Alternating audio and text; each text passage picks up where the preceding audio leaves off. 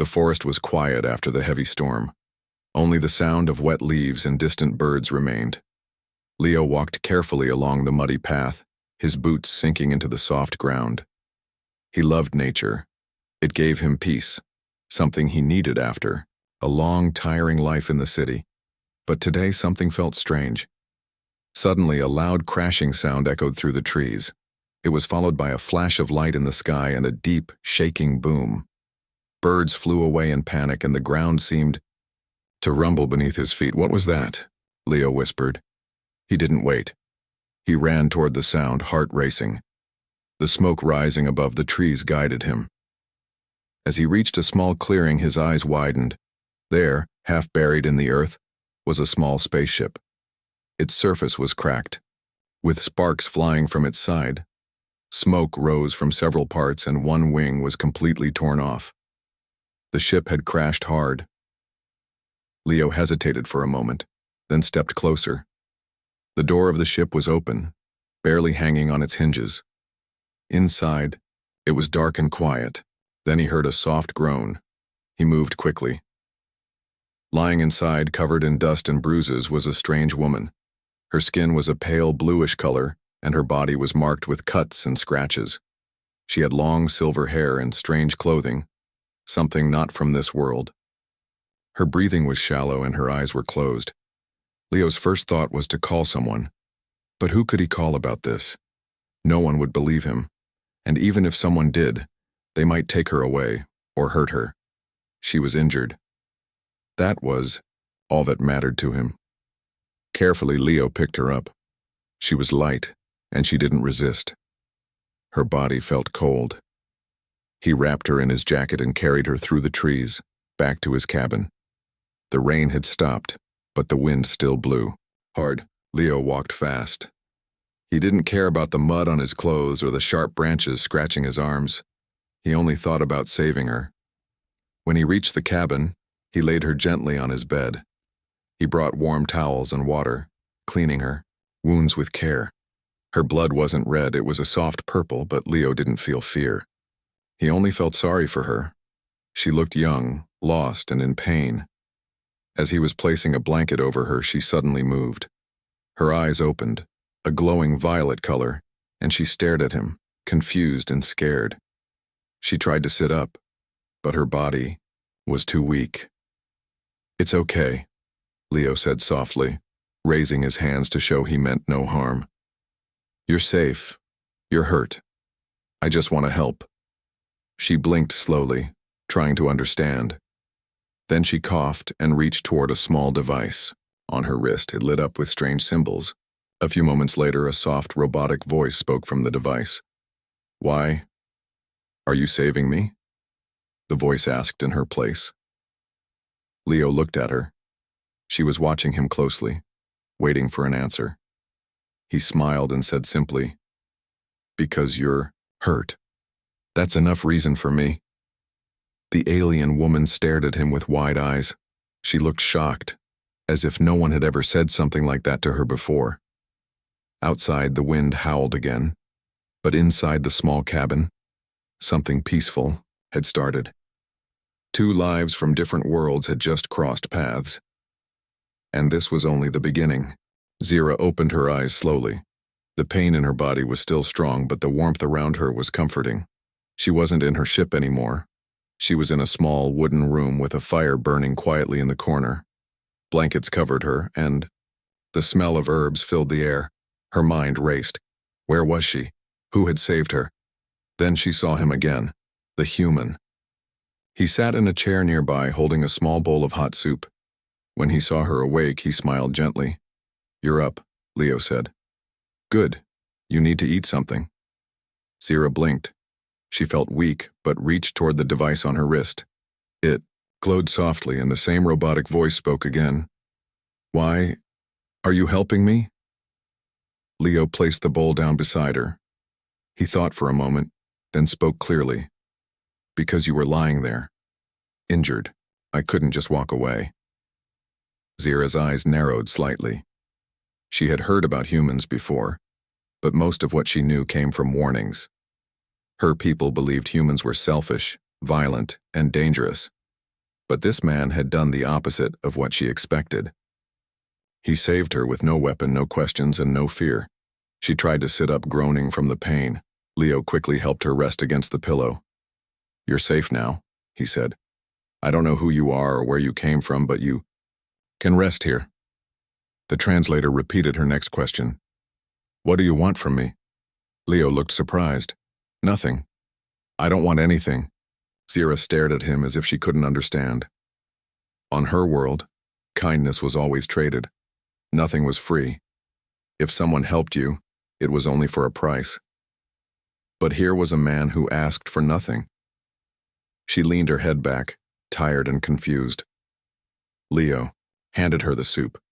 She took it slowly, feeling the warmth go through her. It was simple, but it tasted good. She hadn't eaten in 2 days. "My name is Leo," he said. She tapped her wrist again. "Zira," the translator replied. They sat in silence for a while. Outside, the wind shook the trees. Inside, the fire crackled softly. Leo checked her bandages, making sure the wounds were clean. Zira watched him closely.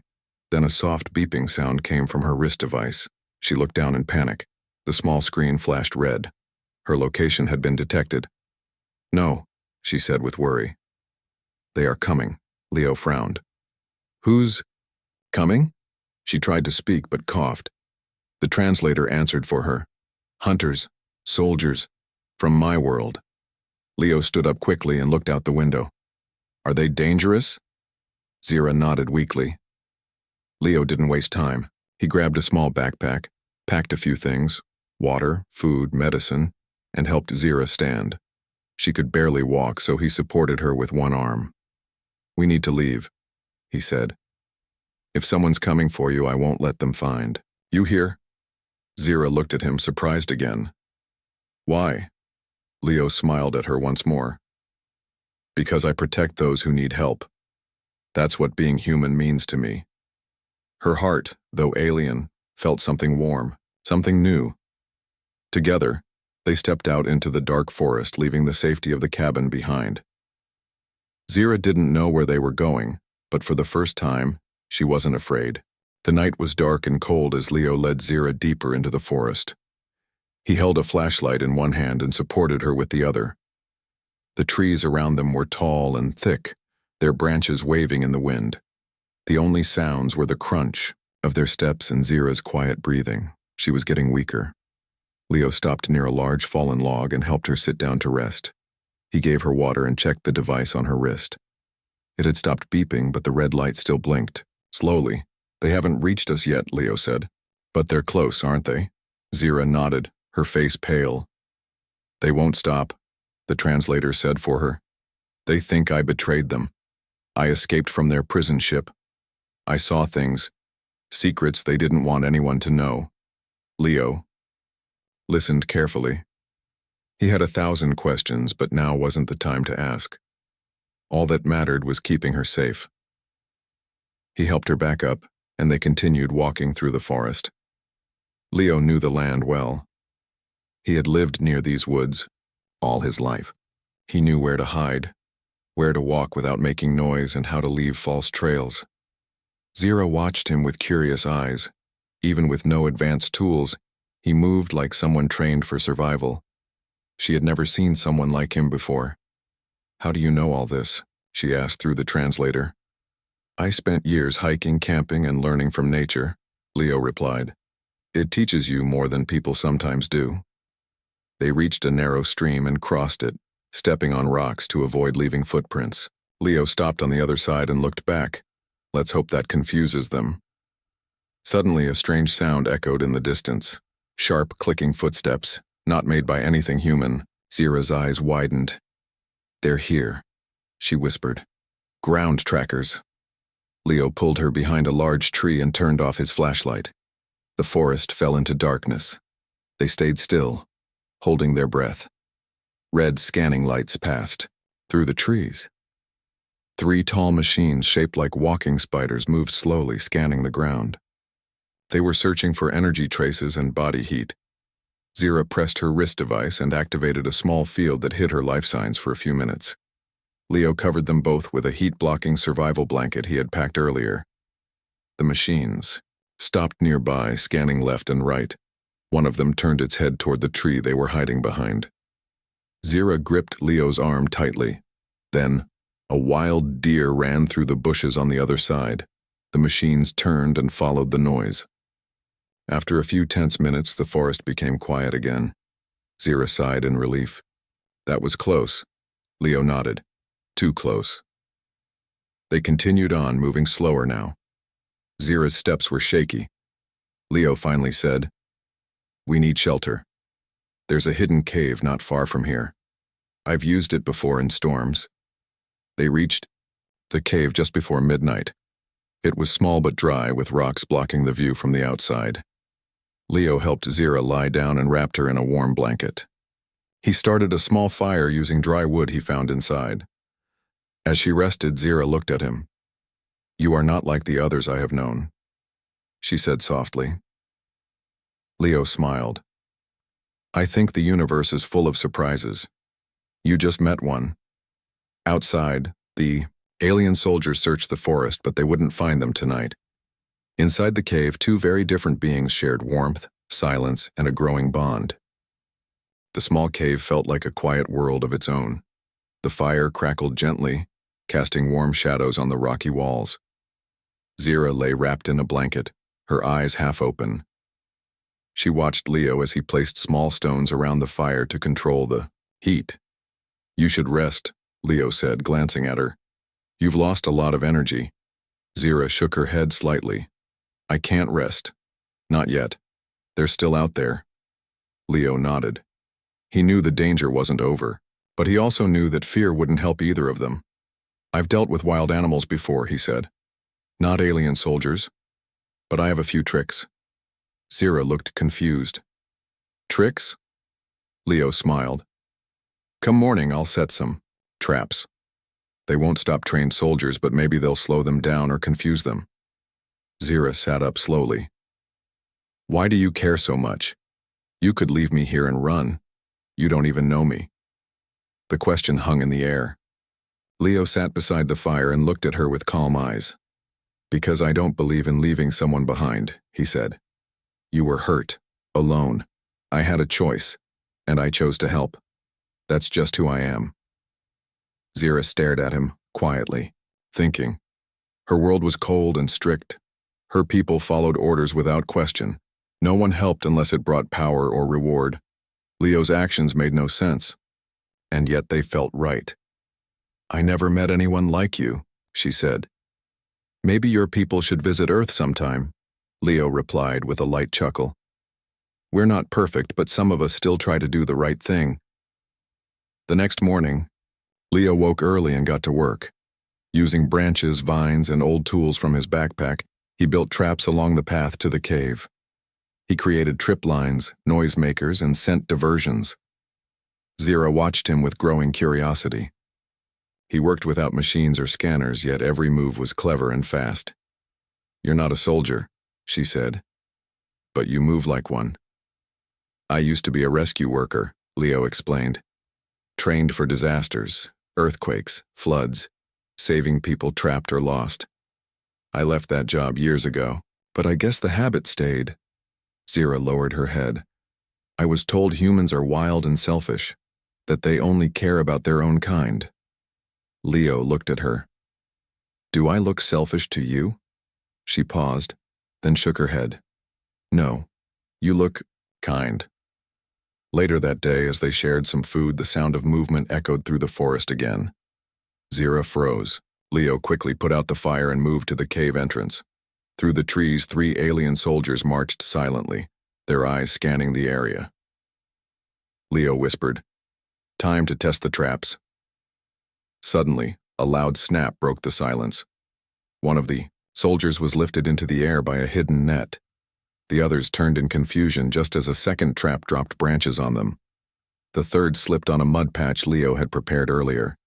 Zira couldn't believe it. These soldiers had powerful weapons, yet Leo's simple tricks were winning time. "They won't stop," she said. "I won't either," Leo answered. Zira felt something strange inside, something she hadn't felt in years. Hope. She looked at the man beside her and finally understood what made him strong. It wasn't weapons or muscles, it was heart. Evening came again. The forest had grown quiet. The soldiers were no longer nearby, at least not close enough to hear. Leo and Zira sat inside the cave, resting after a long day. Leo added a few dry sticks to the small fire, keeping it low so the light wouldn't be seen outside. Zira was holding her wrist device. Her fingers moved slowly over the damaged screen. She had been trying to fix it for hours. The blinking red light had stopped, but now she was trying something else.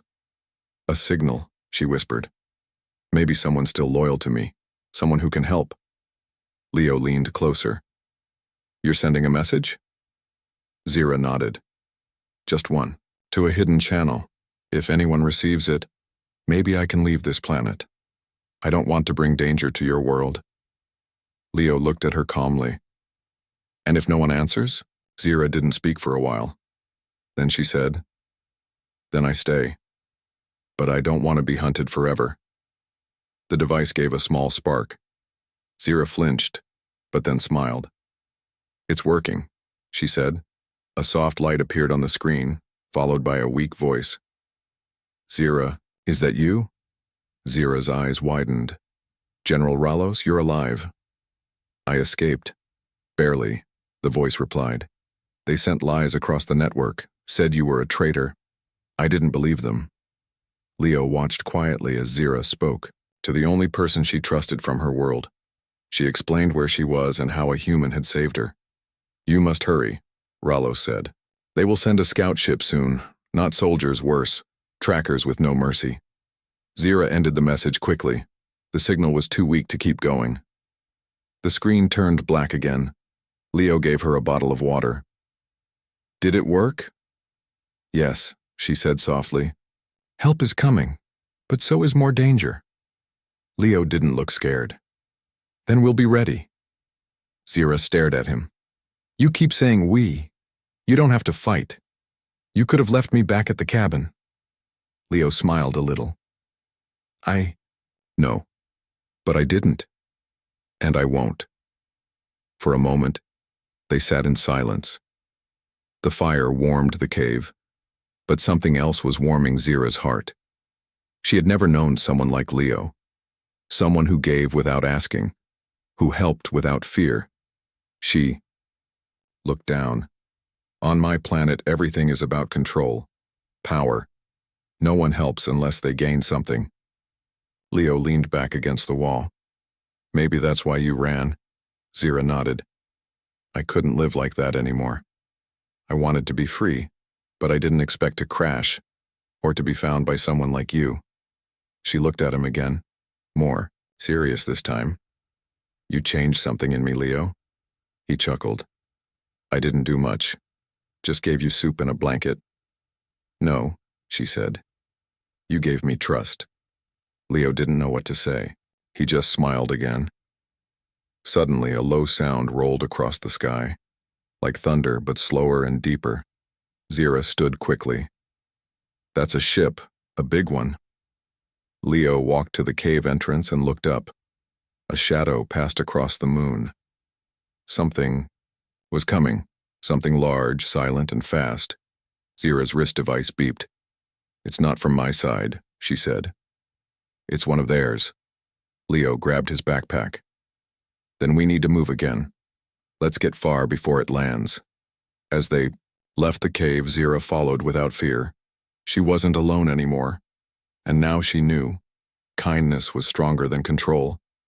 The giant ship in the sky moved without sound, like a shadow floating over the trees. Its dark surface reflected the moonlight, and its engines gave off a low hum that made the ground tremble. Leo and Zira ran through the forest, but Zira was slowing down. Her wounds were worse than she had admitted. Every step was painful. Stop, Leo said. You can't keep running. We don't have a choice, Zira replied through shallow breaths. Leo looked around and spotted a large rock formation nearby. There, he pointed. We can hide and rest for a moment. They crawled into a gap between the rocks. From there, They could see the ship landing in a small open field. Lights appeared underneath it and a ramp lowered. 3 tall alien figures stepped out. Their armor was black and smooth, and their faces were covered by silver masks. Zira's voice shook. Trackers, elite hunters. They don't speak. They don't stop. Leo glanced at her. Then I'll stop them. Zira's eyes widened. You're only one man. You have no weapons. Leo pulled out a flare gun from his bag. Maybe not the kind they feared I am, but I know something they don't. He helped Zira stand behind the rock wall and then stepped out into the open. The trackers spotted him and raised their weapons. Leo raised both hands. I'm the one you're looking for, he shouted. If you want her, you'll have to get through me. The trackers paused. They hadn't expected a human to stand between them and their target. They looked at each other, confused. Zira, watching from behind, felt her heart pound. No one had ever done this for her. No one had ever faced danger just to protect her. Leo shouted again. She's not your enemy. She's free now, and I won't let you take her. One tracker stepped forward, ready to fire. Zira made her choice. She grabbed her damaged wrist device and activated its final setting, a hidden defense beacon. A bright blue shield burst from the rocks, covering Leo and herself in a glowing field. The first tracker's weapon fired, but the blast bounced off the shield. Zira stepped beside Leo, holding onto his arm. You were willing to stand for me, she said. Now I'll stand with you. The second tracker launched a net.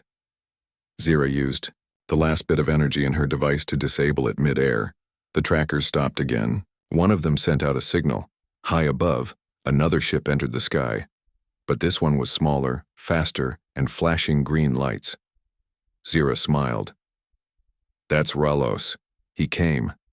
The elite hunters received a new signal. Whatever it was, they backed away slowly and returned to their ship. Leo watched them leave. That's it? Zira nodded. They were ordered to retreat.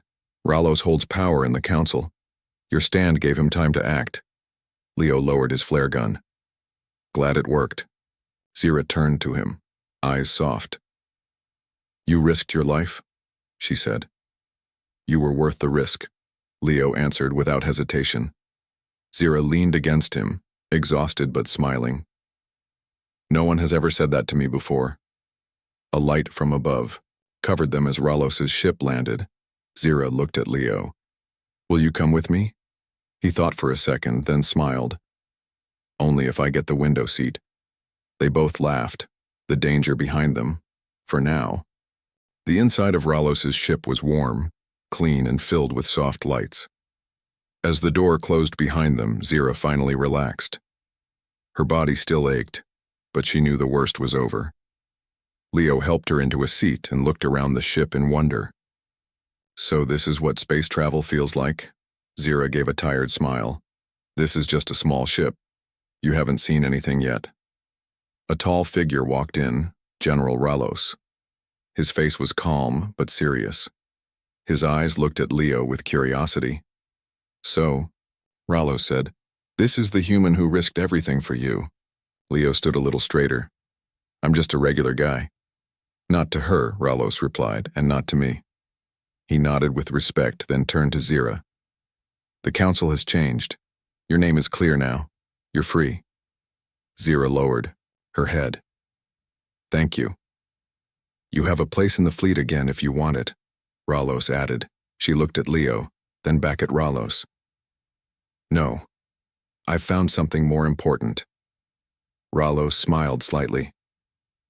I thought you might say that. Later, as the ship flew through the Earth's sky, heading for a hidden base far from the forest, Leo and Zira sat together in silence. Stars were visible through the windows and the forest below grew smaller and smaller. Leo finally spoke. So, what happens next? Zira looked at him carefully. That depends on you. He raised an eyebrow. Me? You saved me, protected me, and never once asked for anything, she said. Where I come from, that's rare. But with you, it felt natural, safe. Leo smiled. I wasn't trying to be a hero. I just couldn't leave you there. And that's exactly why you're special, Zira said. She reached into a small compartment near her seat and pulled out a glowing silver chip. "This is a location card," she said. "It can take you to my new home, if you choose to come." Leo took it, turning it over in his hands. "Will it be dangerous?" Zira nodded softly. "Maybe, but not as dangerous as a life lived without meaning." Leo laughed. "You aliens speak in deep sentences." Zira laughed too. "We learn fast." When the ship landed at the hidden base, Leo helped Zira down the ramp. Soldiers and medics waited for her and she was placed into a healing pod. Leo stood nearby, watching through the glass as her wounds slowly healed with gentle blue light. Raylos stood beside him. "She'll be better in a few days." Leo nodded. "Good. She chose you, you know," Rallo said. "She could have left, but she stayed for you." Leo looked at the healing pod. "Then I won't let her down." After 3 days, Zira stepped out of the pod fully healed. She wore new clothes, simple but strong. She looked at Leo, who waited with a small travel bag on his shoulder. "Ready?" she asked. He smiled. "I've never been more ready." Together they stepped onto a new ship heading for the stars. 2 lives from different worlds now walking the same path. Zira held his hand gently. "You asked me once why I was afraid," she said. "Now I'm not. Because I know someone like you exists." Leo squeezed her hand. "And I'm just a human." Zira smiled. "That's what makes you incredible."